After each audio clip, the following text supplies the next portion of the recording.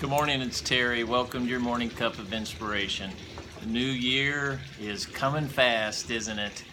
And hopefully you had a great 2017. If you're like most people, I'm sure you had your highs and you had your lows. I know I did. Had some great travel time and time with my family and my son-in-law and daughter and grandkids, and took some great trips with my wife. But I also had some downtime early in the year. The first 2 months, basically, I saw my father ill and spent weeks with him in the hospital, and then saw him pass away in February. So, there's highs and lows in all of our lives, but we need to always be looking forward. And the new year is just another time to do that, isn't it? To put the things behind us and move forward with the things ahead. So I want to encourage you today with a verse that I ran across that could be your prayer, which I encourage you to make it, as it is mine this year.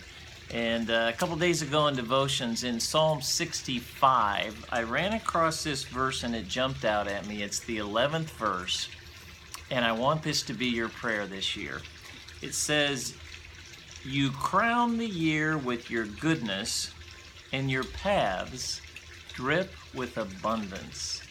We're asking the Lord this year to crown it with His goodness.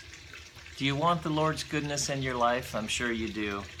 And His paths drip with abundance. If you follow the Lord's paths, that can be our prayer, that you receive the abundance of His blessings on your life. So, can you agree with me today on that? Make that your prayer. You might be saying, I've had so many bad years, there's no way that's going to change.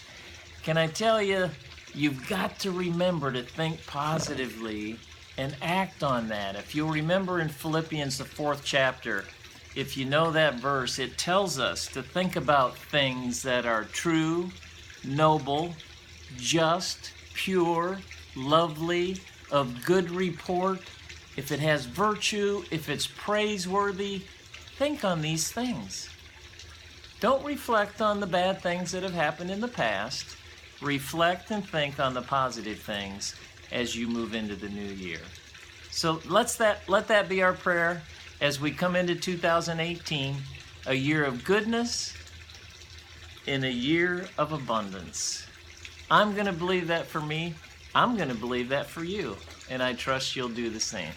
God bless. Thanks for joining me for that morning cup of inspiration, and we'll see you next time.